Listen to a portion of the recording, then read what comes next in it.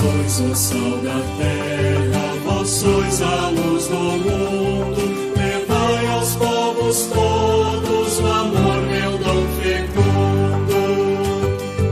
Teu reino, Jesus Cristo, queremos propagar, seguindo teu exemplo, o mundo transformar. Deixa eu começar citando um comunista, mas não é para arrepiar ninguém, não, tá? Antônio Gramsci, né, ele tem uma reflexão que é interessante, ele fala, né, inclusive essa reflexão ele faz a respeito da educação, e eu sempre gosto de fazer ela do ponto de vista dos movimentos populares, né, por uma sociedade onde bilhões façam pouco, para que ninguém precise fazer além das suas capacidades. Talvez esse seja o nosso grande desafio. A gente não tem que fazer muito, a gente tem que fazer pouco, mas é muita gente fazendo pouco, né? E com esse medo que muitas vezes as pessoas têm, né, de que, não, eu tenho que fazer muito, eu não vou dar conta, é difícil, e realmente é difícil. Então, que a gente se movimente nessa ideia, né? E aí a gente tem a frasezinha aqui, por mais que a gente faça, né, ela nunca deixa de ser atual, né? Com um pouco de cada um, a igreja de todos nós. A gente precisa ter uma igreja onde todos percebam que a gente tem que fazer pouco, mas esse fazer pouco é fazer um pouco conectado, né? Não adianta fazer um pouco, cada um puxar para um lado, a gente não vai chegar a lugar nenhum. Então, talvez essas formações, né, as reflexões que estamos fazendo aqui, já começamos há alguns dias, elas podem ser um espaço para a gente poder convergir no pensamento, nas propostas, nas ideias, né? Aí sim, uma vez havendo essa convergência, o pouco de cada um se soma e vai se tornar um grande, né, inabalável. Então, que Deus nos anime a perceber que essa mudança não é para a nossa geração. Eu sei que é difícil, todos nós que trabalhamos, né, a gente quer ver o resultado, sobretudo eu. Mas que a gente tem essa convicção de que essa mudança que a gente almeja não é para nós. Nós não vamos concluir ela, em hipótese alguma. Mas queira Deus que a gente ajude a dar mais um passo, né? E me soma a vocês nisso, e tudo que a gente faz, né, e colabora a ser feito, ele só funciona porque tem mais gente junto. Senão, não funciona. E nesse João, sentido, né? só uma coisinha. Eu gostaria que também você apresentasse a sua família. Eu sei que você tem uma família que é muito importante para o teu coração e para nós também é importante. Se pudesse Não, falar, não precisa chamá-los aí, mas eu diria, é, tá? Quem são, como é. eu sou esposo da Paloma, né? E é interessante que a minha esposa ela vem do movimento estudantil e eu vim das pastorais sociais. Inclusive, eu tenho uma boa experiência familiar na área pastoral, inclusive a nível organizacional, participei da Pastoral da Juventude, né? Em todas as suas instâncias, desde comunidade, paróquia, vicariato, diocese, província, regional, Bloco Sul, nacional e CELAM. Então, eu fiz toda uma caminhada, né, dos meus 15 aos 35 anos, e me permitiu conhecer bem a igreja por dentro, seus documentos, seus espaços, né? Depois eu me casei em 2005, aí tive uma síndrome do pânico, por uns 10 anos eu mais ou menos fiquei um pouco afastado, em 2018 eu volto, né? E volto com um convite aqui pela paróquia para colaborar no projeto do Conselho do Laicato aqui da Arquidiocese, né? Então, desde então, estou lá. Em novembro agora, né, a gente tem a Assembleia Eletiva. Atualmente, eu estou na presidência do Conselho do Laicato, né, na segunda gestão, e o nome dessa gestão é Acolher e Cuidar, né? Vai até 2023, que também é o lema de Dom Frei Severino, né? E em novembro nós vamos ter eleição, e se Deus quiser, a gente está trabalhando aí para que uma nova coordenação assuma, né? Nós temos uma coordenação aqui com 17 pessoas agora, né? Nós já temos, com a graça de Deus, 8 que se prontificaram a continuar o trabalho, né? A gente vai estar deixando isso, mas com a graça de Deus aí para trabalhar outros projetos, né? E com certeza vamos continuar somando. Então, sou casado com a Paloma, né? A Paloma é doutora em economia, trabalha focada na questão da economia pública, né, do setor público, que é o foco principal aí de análise e estudo dela. Sou pai do Joaquim, que tem 15 anos, e a Isabela, que está com 8 anos. Duas figuraças incríveis, a gente aprende muito com eles, né, excelente. E estamos ali, ó, tendo paciência. O Joaquim está com 15 anos agora, a idade da adolescência, né? Então, cheio, muitas críticas e tudo mais, mas eu sei que todos nós temos um tempo de colheita, e os nossos tempos de colheita são diferentes, né? Oxalá todos nós que nos formássemos pudéssemos produzir frutos no mesmo tempo. Seria muito bom isso, porque haveria uma sincronização desses frutos, né? Mas não. Alguns vão produzir frutos ao segundo ano, outros aos 5 anos, outros daqui 10 anos, outros daqui 20 anos, né? Mas a gente tem que ter essa percepção de que os frutos virão, não virão no nosso tempo, né? E nessa perspectiva, né, que eu acho que já passa um pouquinho pela essa ideia de vocação, e eu fui convidado, né, pelo Regional Sul 2 para trabalhar essa quinta aula aqui do eixo vocação. E se me permitam, eu até assisti a aula, né, do pessoal ali do Sul 1 e tudo mais, e eu gostaria de talvez fazer uma abordagem um pouquinho diferente, talvez, né? Talvez uma abordagem um pouco provocativa, né? Por quê? Falar de vocação é fácil, mas no que implica falar de vocação? O que nós leigos, né, esperamos quando se fala em vocação? Porque é muito simples falar, o laicato é a igreja, o laicato é o principal, 98% da igreja é laicato, mas só isso não resolve o nosso problema de laicato. Então, talvez, né, nessa leitura que nós vamos fazer aqui hoje, a gente vai, talvez, tentar ser um pouco provocativo e tentar... Deixa eu só entender meu tempo, até que horas que eu vou, porque me parece que é uns 40 minutos, depois fica uns 40 para o pessoal debater, é isso, Iaçu? Por aí, né? Eu vou controlar meu tempo aqui, né, mais 35, né, isso, 50. Tá. Olha, pessoal, posso projetar, então, a tela aqui? Fique à vontade. Eu vou projetar aqui uma janela, acho que tela inteira. Deixa eu pegar essa tela 2. Só digam para mim se vocês estão conseguindo ver a tela. Perfeito. Perfeito? Olha, pessoal, então assim, ó, o eixo vocação. Só que, lógico, para falar de vocação, você geralmente vai trabalhar alguns recortes, né? E o nosso recorte, se vocês olharem na coluna da direita, ela tem três momentos, né? Exortação Apostólica Christi Fidelis Lais, de São João Paulo II. Tem o documento 105 da CNBB, Cristãos Leigos e Leigas na Igreja e na Sociedade. E também uma reflexão sobre o terceiro ano vocacional, que tem o tema, né, vocação, graça e missão. Então, eu vou discorrer sobre eles de uma forma um pouco mais rápida e direta. Deixa eu ver se está fácil aqui. Olha, então, assim, eu achei interessante trazer um pouco resgate. Sabe por quê? Falar de leigo, de laicato, agora está meio na moda, né? A igreja vem falando, tal, mas quando que isso começa? Quando que isso surge? A gente vai verificar aqui que são trazidos para a gente algumas propostas dos textos, né, dos documentos católicos, e eu penso que tem umas palavras que são chave de leitura. Sabe quando você pega um texto ali, tem as chaves de leitura? Então, você precisa pegar essas palavras, porque elas trazem em si uma reflexão que talvez não mostre um cenário nada agradável. Né? Então, aonde começa, olha...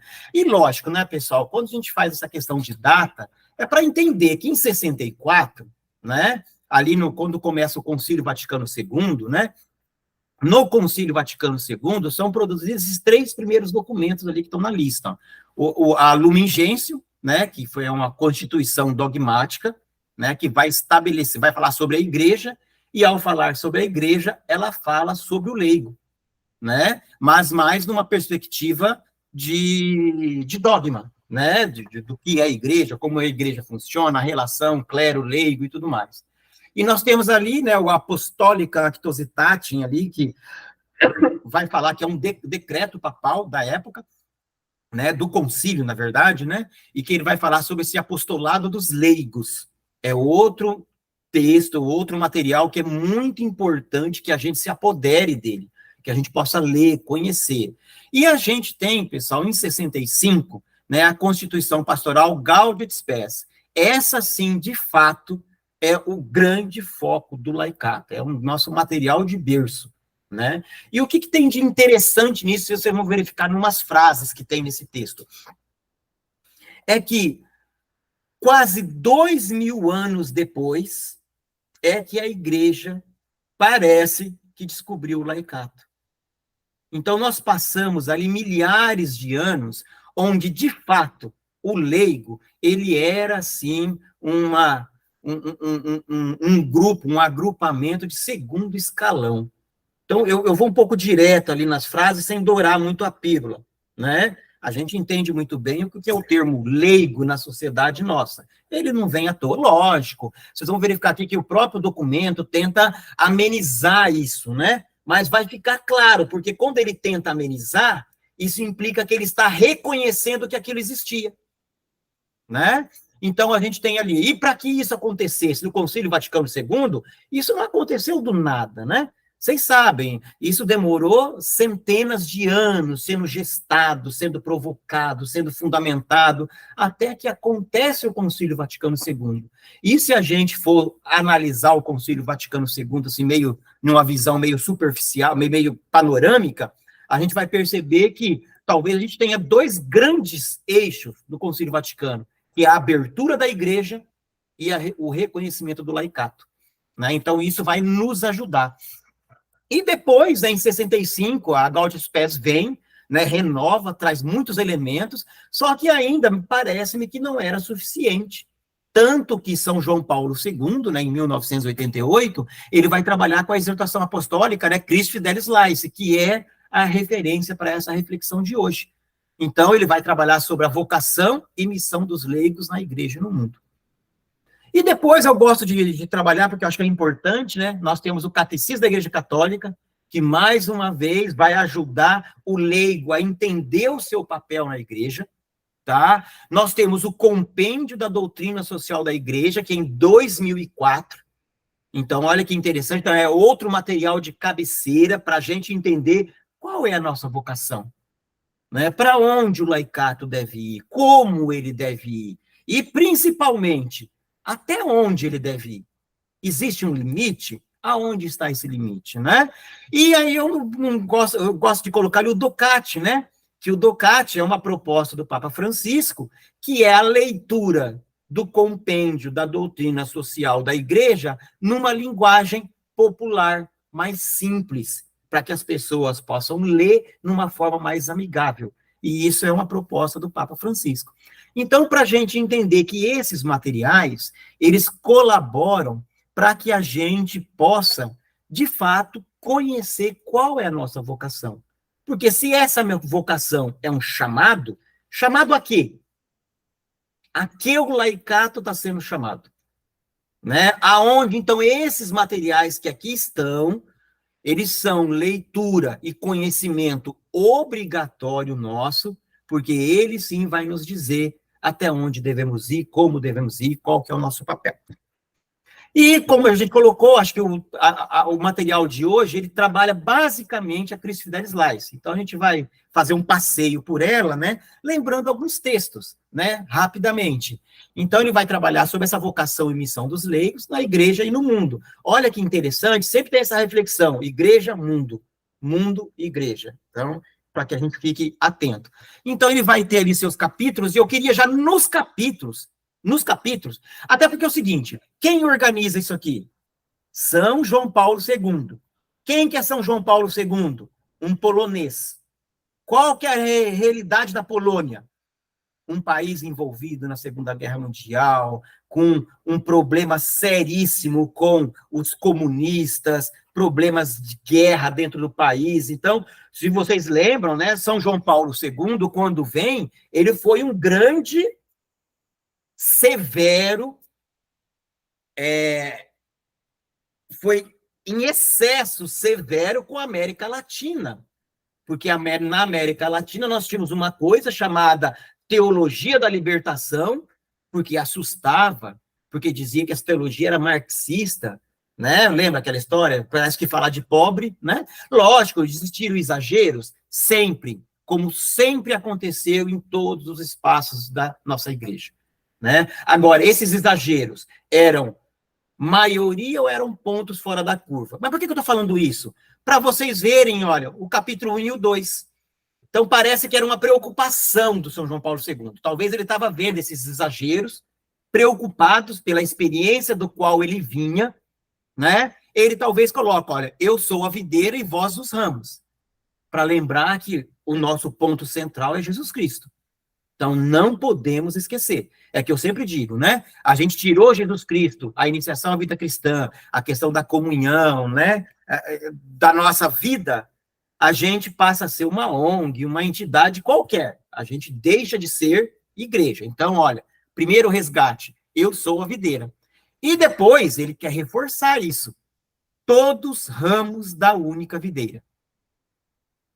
Aí, no capítulo 3, a corresponsabilidade é onde nós vamos dizer que também é missão do leigo a evangelização, né? E vai falar aí da questão dos trabalhadores da vinha, né? E dos frutos, e a formação dos fiéis leigos. E isso é interessante. Eu gosto do João Paulo II, que eu fui aprender João Paulo II depois, praticamente nesse milênio. Por quê? Olha, o compêndio da doutrina social da igreja, quem foi que pediu que esse compêndio fosse trabalhado? São João Paulo II. Catecismo da Igreja Católica? São João Paulo II. Então, ele tinha uma preocupação muito forte com a questão da formação, de organizar isso, de propor alguma coisa, para que todo mundo não ficasse cada um indo para o seu espaço, né? Então, essa aqui é uma panorâmica da Christus Fidelis Laici. Tá, do que ela é. Então, entender um pouco esse contexto é interessante. E como a gente viu aqui atrás, né, ela vem basicamente ali, olha, de 65 para 88, 18, 23 anos depois. Então, o que São João Paulo II faz? Ele, basicamente, vai pegar, né, a Gaudium et Spes e vai aprofundar, vai esmiuçar, vai detalhar como forma de orientar, porque já que o cristão leigo tem que estar no mundo, né, era necessário que a gente tivesse uma orientação. E mais tarde, o que ele pede? O compêndio da doutrina social da igreja. Percebe que papa de visão? Ele estava olhando lá na frente. E às vezes a gente não percebe isso, né? Então, interessante a Christus Fidelis Laici, né? Olha, agir no meio do mundo. Olha que interessante, né? Esse é o lugar teológico nosso, do leigo. E aí eu já vou resgatar, deixa eu ver se em algum momento aqui eu vou resgatar isso, né? A igreja, enquanto a sua institucionalidade, tem medo de perder esse laicato. Então ela sempre está resgatando. Não, mas tem que estar unido. O clero não é inimigo, o clero está junto. E eu sempre costumo dizer o seguinte, se eu estou falando leigo, é porque eu já pressuponho que eu faço parte de um corpo, de uma igreja, onde eu vou ter um ministério ordenado e não ordenado. Então, eu penso que a gente não tem que reforçar que o leigo tem que estar em sintonia com os demais membros da nossa igreja, os organismos. Não. Se eu sou leigo, eu já pressuponho que eu faço parte de uma igreja e vou caminhar em sinodalidade, pelo menos esse é o desafio. Então, olha que interessante, olha, na nossa vocação, agir no meio do mundo, lugar teológico, é isso que vai nos lembrar a Christus Fidelis Laici. Aí a gente, né, lembra, né, que ela é a conclusão do Sínodo dos Bispos de 87, né, que vai discutir, chamado, né, para discutir os fiéis leigos. Então a gente tem esse sínodo produz a Christus Fidelis Laici, tá? Aí vai falar da questão das pessoas, homens, mulheres, né, que Jesus Cristo nos chama, então essa questão do plano de Deus, então esse é o foco, né, e que quer nos provocar. Aí nós temos aqui, né, para que a gente trabalhe a vinha, e eu fico assim, que a preocupação, talvez num termo mais atual, tá? Na hora de carregar o piano, eles falam, leigo, ajuda a gente a carregar aqui. E aí a gente vai lá. Mas na hora de tocar a música, aí falam pra gente, deixa que eu toco sozinho. Em resumão, é isso, muitas vezes, que acontece, né? Para trabalhar, para botar o carro para funcionar, leigo, vem, chega todo mundo, laicato, tamo junto. Mas na hora de decidir, de encaminhar, né? E essa é uma pergunta que sai aqui na arquidiocese, né? Lembre da arquidiocese de vocês. Quanto é usado dos recursos da mita para a formação do clero? Quanto é usado dos recursos da mitra para a formação dos leigos? Já tiver, primeiro, vocês já tiveram acesso a essa informação? Ou seria isso uma caixa preta? Uma forma de dizer, né? Uma caixa fechada. Então, se a gente nem sabe o que acontece, pior ainda é poder fazer um comparativo. Mas a gente sabe muito bem, né? Quanto é investido. Todo mundo já tem suas histórias aí, tá? Então, a gente tem, e olha que interessante, então o leigo ele é chamado para quê? Para trabalhar essas questões eclesiais, né? Tanto eclesiais como sociais, olha que interessante, econômicas, políticas, tá? E, por mais que fala, não, mas não é a política partidária, também a partidária, também. Não pode ser exclusivamente, mas também essa. Políticas culturais, né? Tudo isso é chamado para o laicato. Então, isso é interessante, que vai resgatando que, né, que a questão do mundo secular é o espaço nosso do laicato. Então, somos chamados para esse desafio, né?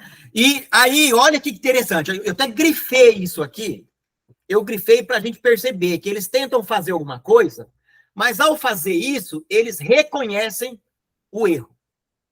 O erro, e está no grifo. Ó, os padres sinodais, está lá na Christi Fidelis Laici, no item 9, tá? Está lá, ó. Os padres sinodais justamente sublinharam a necessidade de se delinear e propor uma descrição positiva da vocação e da missão dos fiéis leigos. Percebe? Eles fizeram, não, a gente tem que trabalhar uma descrição positiva. Por que tinha que ser positiva? Porque ela era negativa. Para a gente entender. E isso acontece quando? Gaudet Spes, 1965. Ou seja, 2000 anos de igreja, parece que a nossa igreja, clero, descobre que leigo também é igreja. Né? Então, para a gente perceber, né, mas oxalá aconteceu. Isso está nos abrindo muitas portas e nos permitindo muita reflexão. Então, né, com esse concílio, os leigos, a gente nos permite ultrapassar, né, essas interpretações que eram negativas. Então, há um desejo na igreja, né, de construir essa visão positiva. E olha que interessante também essa frase, mais uma vez eu grifei para dizer que, além de estar negrito, está grifado, né? Olha que interessante, que faz parte da vocação do laicato procurar o reino de Deus tratando as coisas temporais. Compreende? Tratar as coisas temporais, ou seja, nós temos que trabalhar com as ações do mundo secular, ordenando-as, ou seja, nós temos que intervir lá. Não é simplesmente ficar aguardando. Nós precisamos ter uma interpretação, né? Intervenção. A gente tem que propor. Segundo quem? Segundo o plano de vida, o plano de amor de Deus. Então, esse o nossos referenciais. E dentro dessa leitura, a gente tem, além da Christi Fidelis Laici, a Lumen Gentium, né?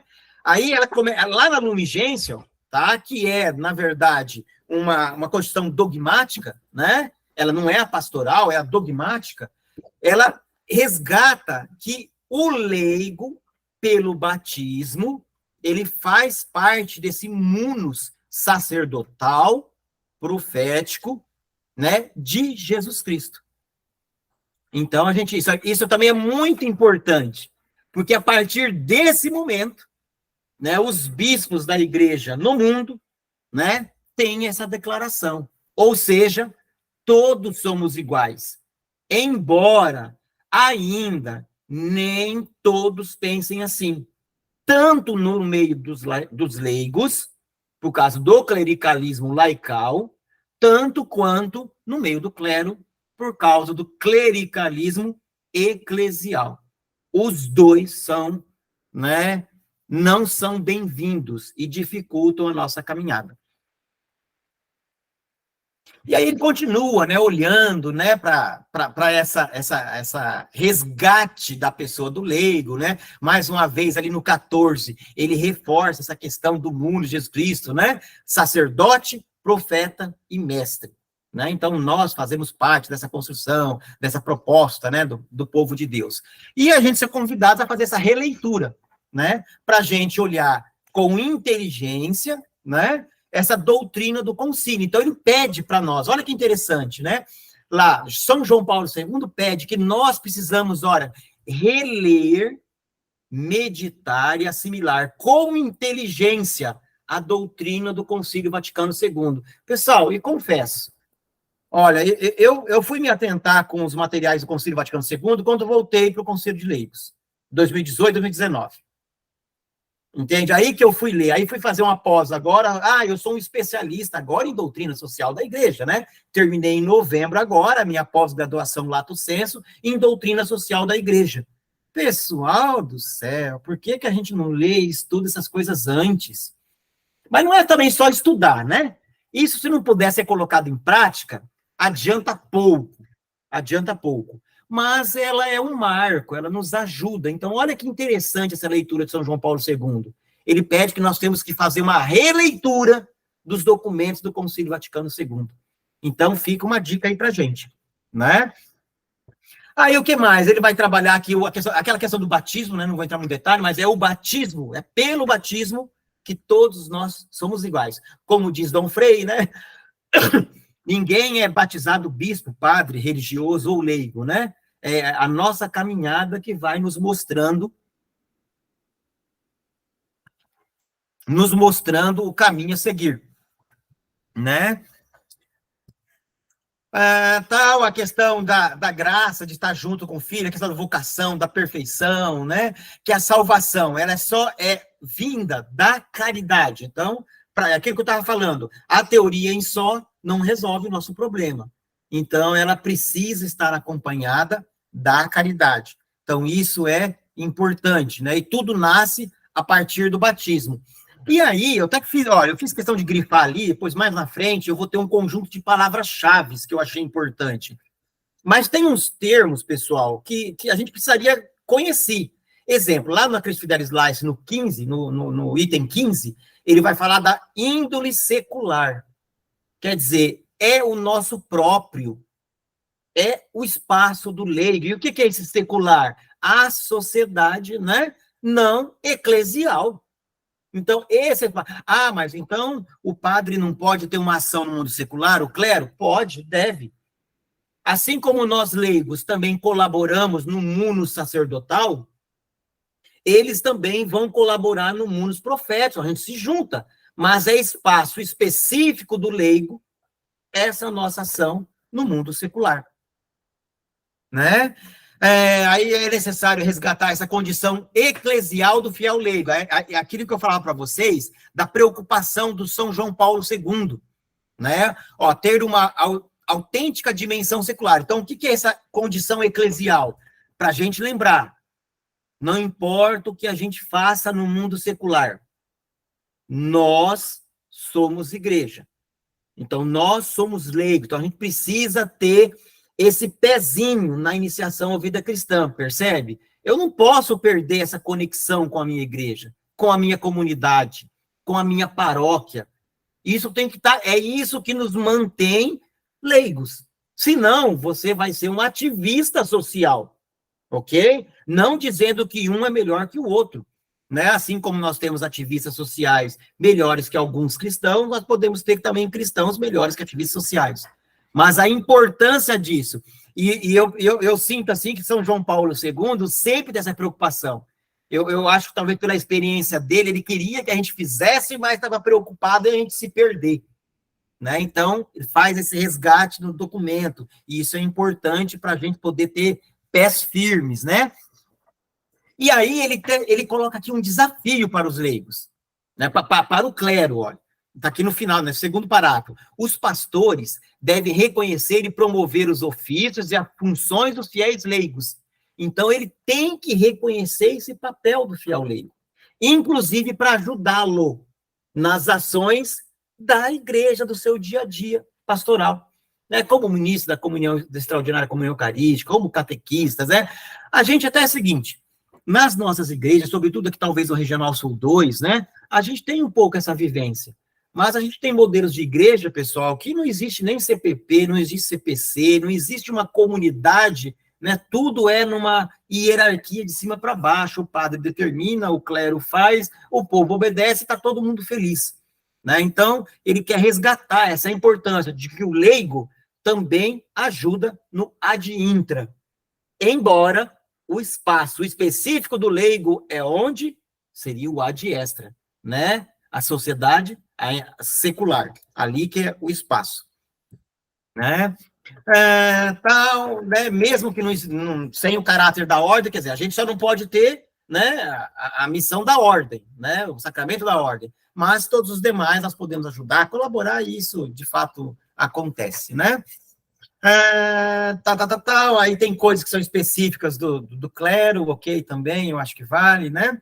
E aí, olha para você ver, mais uma vez, no 23, percebe a preocupação que eu sinto de São João Paulo II, com medo de nos perder. E eu confesso que ouço isso, inclusive já ouvi isso de Dom Frei, de vez em quando ele solta umas assim que você fala assim, ele até tá com medo da gente ir demais para o outro lado, né? Mas olha, o leigo submete-se à direção da autoridade eclesiástica, e isso é um fato. Concordando ou não, mas isso é uma realidade na igreja. Exemplo, a igreja é uma democracia? Não. A igreja trabalha por voto? Embora no meio laical, a gente faz tudo por votando, né? Geralmente é assim. Mas no meio eclesial, pela questão da ordem, não.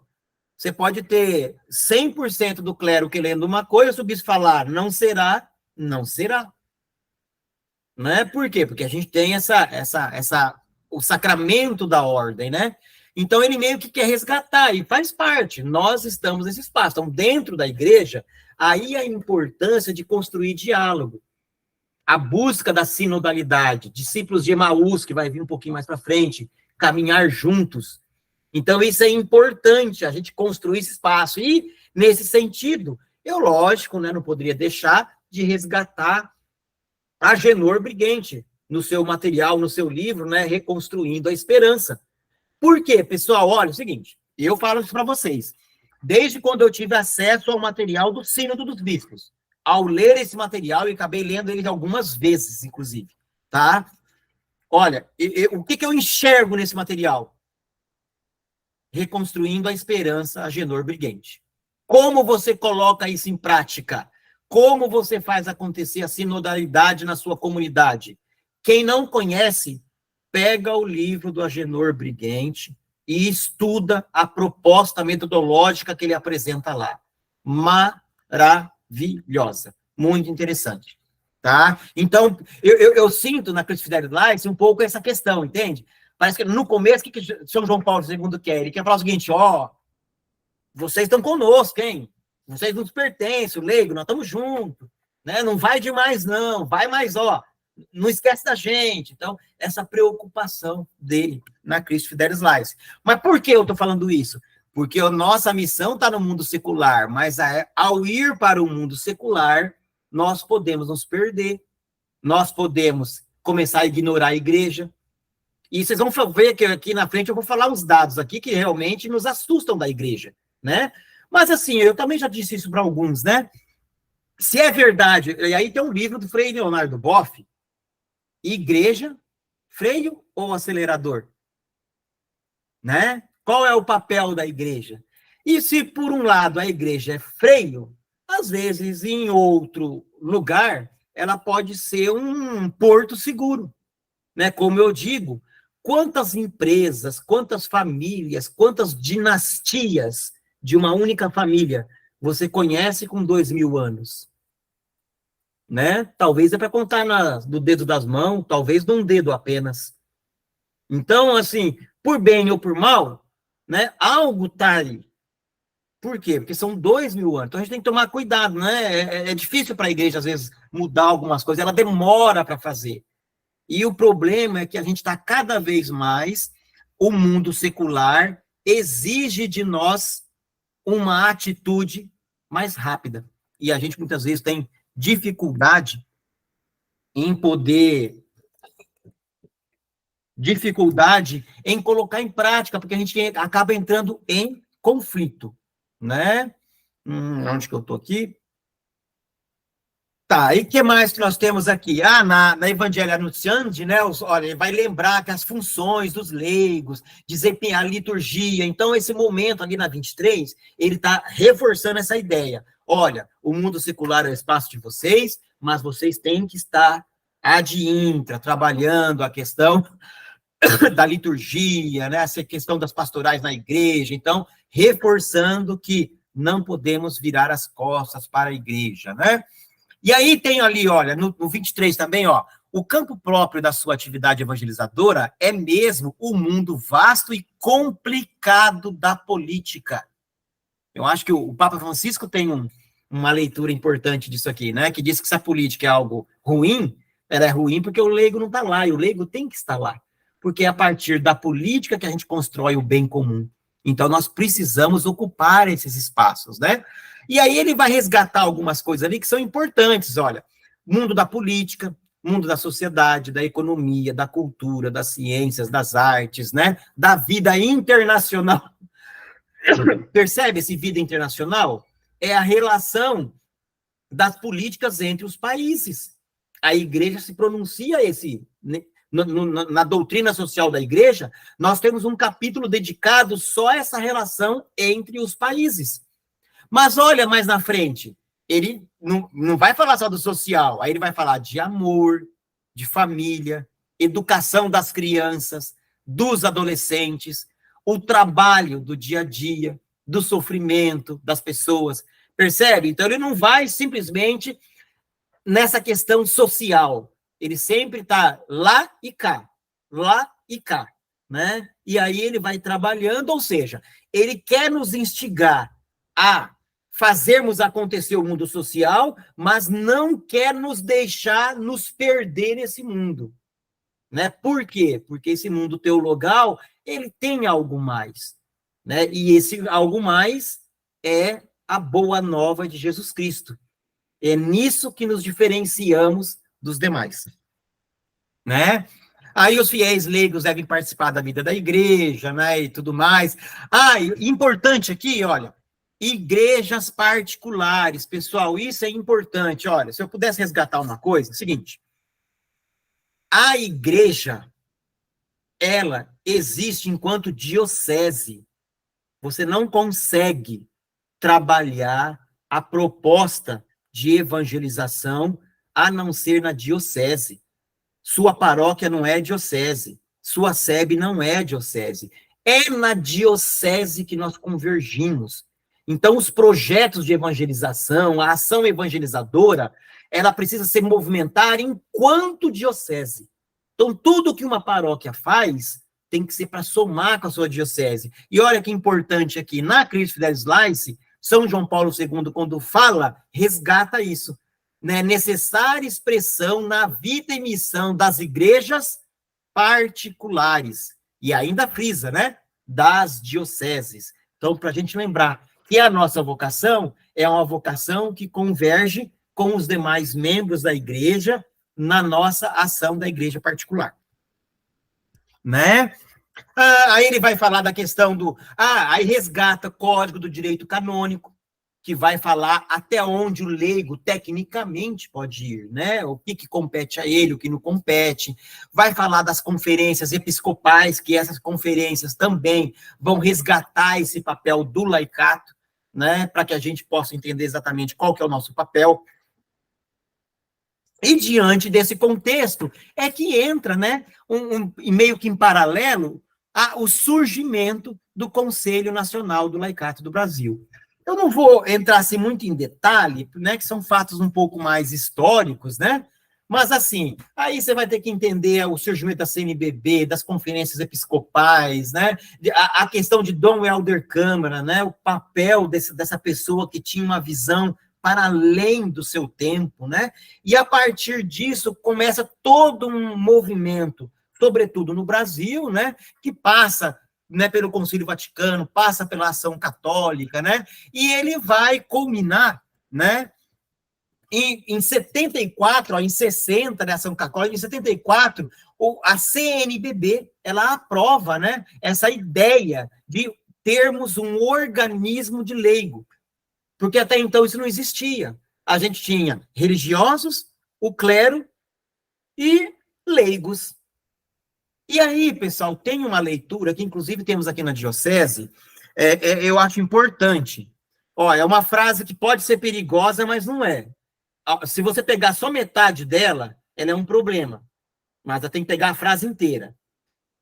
O Conselho do Laicato fala em nome de todos os leigos? Não. Todavia, o órgão, o organismo que tenha maior autoridade para falar em nome do laicato, quem é esse organismo? O Conselho de Leigos. Porque você já viu que mas, né, o Conselho de Leigos não me representa, eu não concordo com aquilo, vocês decidiram aquilo. Beleza. A gente está falando em nome de todos? Não, porque alguns não concordam com a gente. Mas quem é o organismo que melhor representa o laicato para ousar falar em nome desse laicato? O Conselho do Laicato. Então, é importante a gente ter isso em mente. A gente não pode ser presunçoso, achar que todo mundo vai concordar com a gente, porque nós somos do Conselho do Laicato e assim decidimos. Todavia, nós temos autoridade para falar em nome de laicato.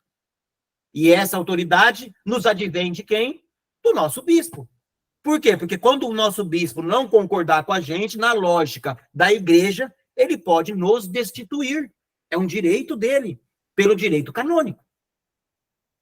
Então, nós sim, Conselho de Leigos, falamos pelo laicato, né? Com toda a autoridade. E por que eu falo isso? Porque alguns padres já vieram falar pra gente, alguns leigos, né? Vocês nos representam, mas como que vocês vão falar? Vocês não podem falar em nome de todos os laicatos, tem gente que não concorda com vocês. E essa é uma realidade que a gente vive no dia a dia, né? Então, esse conselho do laicato, ó, em 64, a CNBB aprova essa ideia, né, de que é direito do laicato se organizar, e em 75, então, vai surgir aí a questão do nosso conselho do laicato no Brasil. E aí vem toda a sua história, né? E a partir disso vão surgindo documentos, reflexões, tudo isso com o objetivo de tornar mais claro para a gente o papel nosso, porque entra aquele conflito. Você não pode fazer isso, vocês não podem fazer aquilo, isso não é papel do leigo, isso não sei o que, tal. O que diz o documento da igreja? Daí a importância de conhecê-los, né? Aí, em 85, olha, a gente tem a produção, né? O sínodo, né? Que vai acontecer ali na 23ª Assembleia, e a gente vai estar na página Sínodo dos Leigos, que é de onde vai surgir a Christi Fidelis Laici, que é em 88, né? A gente tem lá o documento de Aparecida, que depois vai trabalhar, ó, reconhecemos o valor e a eficácia dos conselhos paroquiais, conselhos diocesanos, nacionais de fiéis leigos, porque incentivam a comunhão e a participação na igreja e a sua presença no mundo.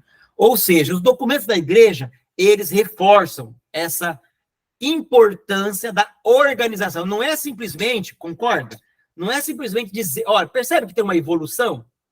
Que evolução é essa? O leigo é importante na igreja. Beleza. Aí a gente evoluiu o Pokémon, se me permitem, né? Usar para os mais jovens, né? E o que a gente evolui? Agora, a gente está dizendo o seguinte, é importante não só ter leigos, mas é importante ter leigos organizados. Então, de 74, 70 para cá, a gente começa a construir esse pensamento na igreja. E isso, aos poucos, vai avançando e vai evoluindo, né? Aí surge depois, né, em 99, o documento 62, né, 98 para 99, né, que vai trabalhar a missão e o mistério dos cristãos leigos e leigas, que é ele que vai ser o grande estimulador do documento 105, que para a gente é um referencial de trabalho a nível de Brasil, né? Aí lá no 62, olha o que ele diz, é desejável que em sua missão os cristãos leigos, superando, isso aqui é uma crítica para a gente, não é crítica, mas uma advertência, superando eventuais divisões e preconceitos. Então, isso é fato. O laicato pensa tudo igual? Não, oxalá que não pense igual. Mas nós devemos buscar essa convergência de princípios. E essa convergência se baseia em quê? Se baseia no evangelho. Mas o evangelho é muito amplo. Admite muitas interpretações. Por isso a importância dos documentos da igreja. Se nós somos igrejas, se a nossa vida, do clero, dos religiosos, dos leigos, produziram esses documentos, eles são marcos que ficam à beira da estrada, nos orientando no caminho a seguir. Então, daí a importância de conhecer. Então, a gente não vai falar de documento da igreja para dizer assim, porque eu li, porque eu sei. Não, é porque esses documentos nos orientam, nos ajudam a desatar nós, nos ajudam a abrir portas. E isso é muito importante. Né? E resgata novamente o Código de Direito Canônico, né? Que está falando da Associação Pública de Fiéis. Olha que importância, em 2004, a CNBB aprova o Estatuto do CNLB, do CNLB, em conformidade com o Código de Direito Canônico. Então, percebe que a coisa vai ganhando serenidade, né? Cada vez mais oficial, ganhando mais importância, tá? E a gente vai caminhando, né, com essa questão da formação dos leigos, pensamento crítico, organismo de comunhão, né? A gente caminha para onde, né? Para a gente poder gerar o nosso documento 105. Aí a gente tem a encíclica, Redentor Hominis, né? Que vai falar sobre o papel e a responsabilidade do laicato, tá? A questão do decreto apostólico Actuositate, né? Que vai falar também como o leigo deve trabalhar, né? Qual deve ser a sua função, o seu apostolado, né? E também a Christi Fidelis Lais, que vai falar do batismo. Aí aquele resgate, né? O batismo nos une, o batismo nos torna irmãos, iguais na fé. É o batismo que é essa referência que deve ser buscada por nós.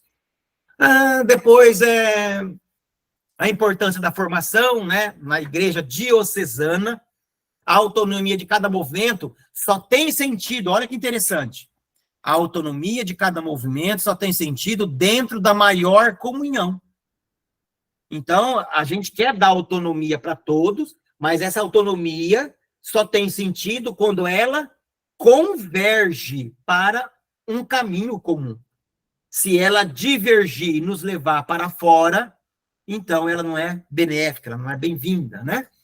E aí, quando você fala de documento 105, e um pouco ele resgata os documentos da igreja, tem umas palavras que, a cada palavra dessa aqui, talvez, valesse 1 hora de reflexão, para cada uma delas. É um termo, e é importante que a gente tenha essa leitura desses termos que facilita o nosso diálogo. Sujeito eclesial. Vocês têm noção do peso dessa frase? Dom Frei fala que foi uma vida para colocar esse termo no documento 105. Na primeira e na segunda vez, não aprovaram, só no último dia. Por quê? Leigo é sujeito eclesial. Todo mundo entende o conceito de sujeito, né? E, na verdade, é certo. Porque se a gente for pensar que a igreja é um serviço, quem que é o maior... A pessoa que tem a maior obrigação, talvez, eu acho que o termo não é esse, não encontrei a palavra correta, de servir, né? O maior peso a carregar é o nosso bispo. E, na sequência, os nossos presbíteros, né? E o laicato é o todo. Então, nós somos esse sujeito eclesial. Lembra? Índole secular, o espaço de vocação do leigo, o que vem a ser essa índole, né? Aquilo que é próprio de, então o mundo secular é nosso, né?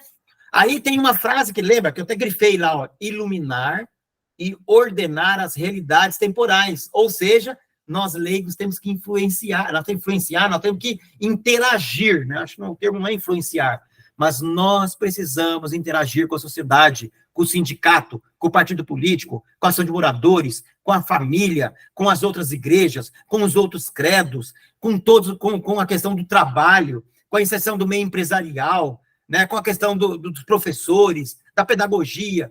Todo esse espaço é espaço nosso. Olha o tamanho do campo de ação. Aí, lembrando, São João Paulo II, não podemos perder essa ligação com a nossa igreja. Questão da sinodalidade. Lembra? Sinodalidade é um poder-serviço, né? Construção conjunta, coletiva, opção preferencial pelos pobres, pelos excluídos, né? A exemplo do que Jesus Cristo nos fala aí no Evangelho, né? O conceito de povo de Deus, que a Lumen Gentium, ela vai trabalhar um conceito do que é povo de Deus. Então, nós temos que nos entender. organismos do povo de Deus. Esses organismos juntos vão trabalhar esse povo de Deus. E a Lumen Gentium resgata isso. Aí tem o termo, né, que surge no Concílio Vaticano II também, a construção da civilização do amor. Né? Esse é outro termo também muito. O que é isso, civilização do amor? Né? Como que ela deve ser trabalhada? Como conquistada? Sacerdócio comum. Outro termo também que é importantíssimo, né? E aquele que diz, né? Laicato. Igreja no coração do mundo e mundo no coração da igreja. Né? Isso significa o quê? Igreja em saída. Né?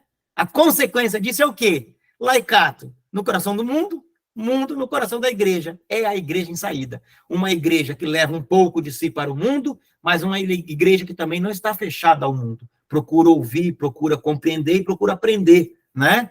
Para conhecer melhor a questão da boa nova. Aí eu falo aqui agora, que, mas é espaço, olha, pessoal, quem de nós aqui já não entrou em conflito com alguém do clero? Nas suas paróquias, né? Então eu trago um dado aqui para a gente perceber isso, olha. A diferença entre as organizações do mundo secular e o tempo da ação da igreja, enquanto, vamos pensar assim, enquanto clero, porque, na verdade, o poder de decisão final está no clero. Embora o próprio documento que orienta os bispos à administração da diocese diz que o bispo inteligente, embora ele tenha o poder para determinar o que ele deseja, ele sempre vai construir essa autoridade com os demais. Ele não vai impor sua autoridade, mas ele vai construir a sua autoridade. Olha que interessante aqui, ó. Lembra a Revolução Industrial, né? 1750, 1850. Mas, em 1848, um grupo de pessoas escreveu um negócio chamado Manifesto Comunista. E qual que era o objetivo desse manifesto? Tentar dar uma solução para a exploração tamanha que acontecia com homens, mulheres e crianças no mundo do trabalho. Era absurdo. E olha que interessante, a igreja só vai se pronunciar oficialmente, ela tem algumas produções anteriores, mas assim, muito irrelevantes, com a Rerum Novarum. Rerum Novarum, 1891. Entre a tentativa de resposta do mundo secular e a tentativa de resposta da igreja, decorreram-se quantos anos? 43 anos. E eu trago aqui algumas outras experiências, e esses números são do meu TCC. O meu TCC trabalhava sobre isso, né? Sobre a lentidão da igreja em responder aos problemas do mundo secular. O Fórum Social Mundial, em 2021, já falava: um novo mundo é possível e necessário, temos que pensar um mundo diferente, o mundo é uma aldeia só. Em 2001, a igreja só vai oficialmente se pronunciar em 2019, na Laudato Si. 18 anos depois. Mas por que a gente não se juntou com eles na época? Aí a gente continua, né, falando sobre direitos humanos. Não, eu falei errado aqui. A economia de Francisco, desculpa, pessoal, errei aqui. Ó. Não, o Fórum Social Mundial, ele é comparado com a economia de Francisco. Porque a economia de Francisco, né, fala da questão de um outro modo de economia, um outro modo de pensar as relações de trabalho, né? 18 anos, ó, Fórum Social Mundial, economia de Francisco. A Laudato Si, o comparativo dela é com a primeira cúpula da ONU sobre o ambiente humano, sobre a questão do meio ambiente, que foi em 1972.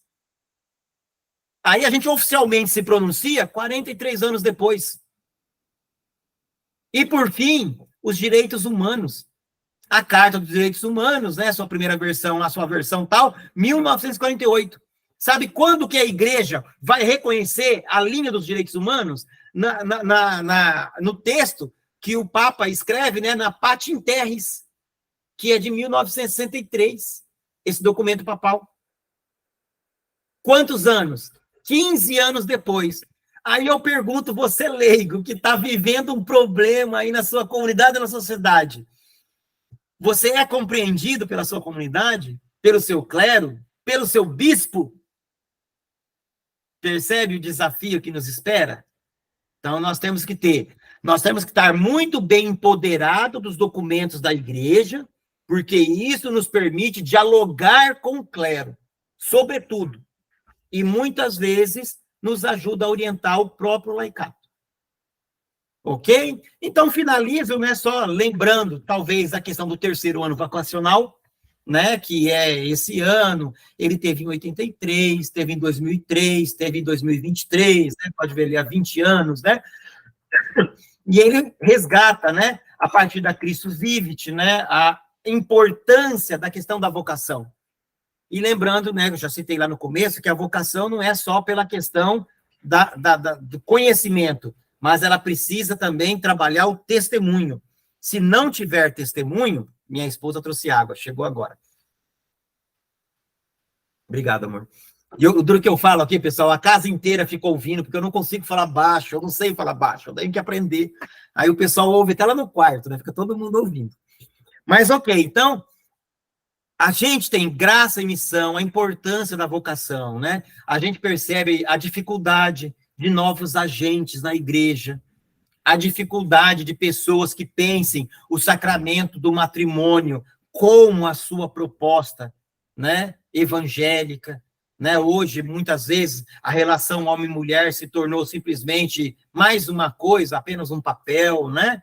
A dificuldade que as pessoas têm de se relacionar, a questão da juventude, né? Aqui vai citar, né? Olha que interessante o lema, né? Corações ardentes, quer dizer, é o coração que nos move, né? Pesa a caminho. Então, não tem sentido se a gente não der testemunho. Então, o que é esse pesa a caminho, né? É aquele que dá testemunho. Então, a gente precisa... Estou concluindo, tá? Mas no máximo em 3 minutinhos aqui eu finalizo.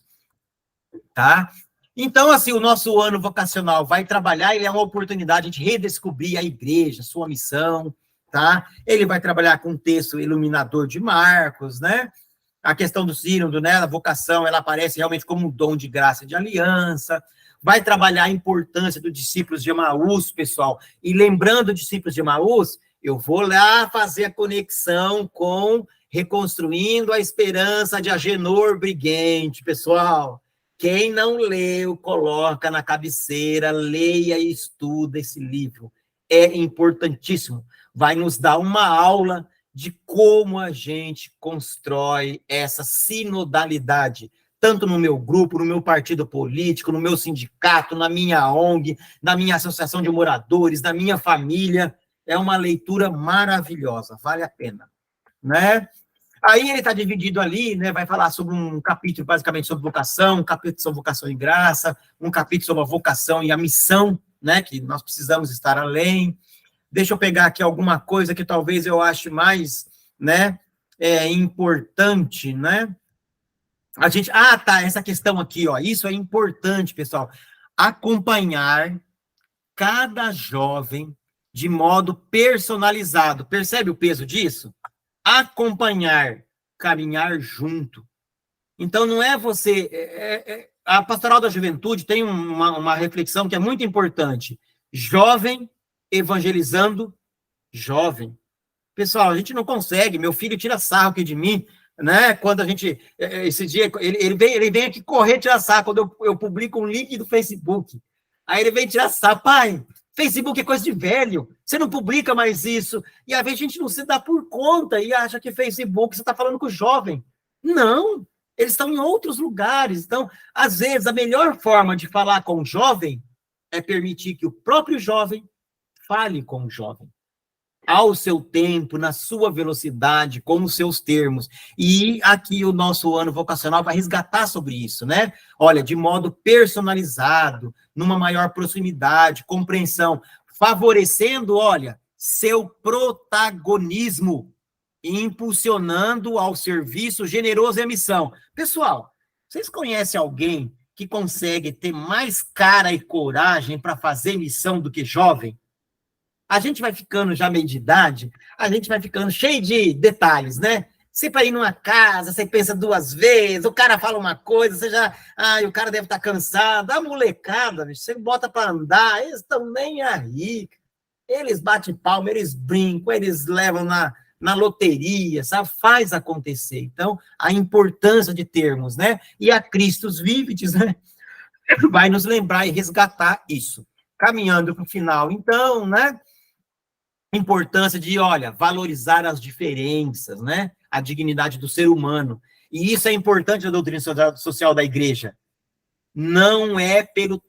O tamanho do seu pecado nunca o deixará de ser filho de Deus.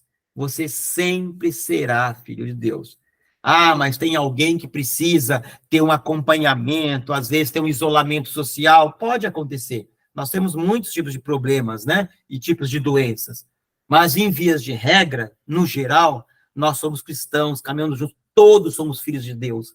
Não importa o que o seu filho faça de errado, você, como pai, como mãe, você sempre vai querer resgatá-lo. Nem que seja no último momento. Você nunca vai desistir dele. Você pode estar numa briga, falar que não quero mais saber, não quer saber, mas tenho certeza que lá nos bastidores, tudo que você puder fazer para lhe ajudar, você vai fazer.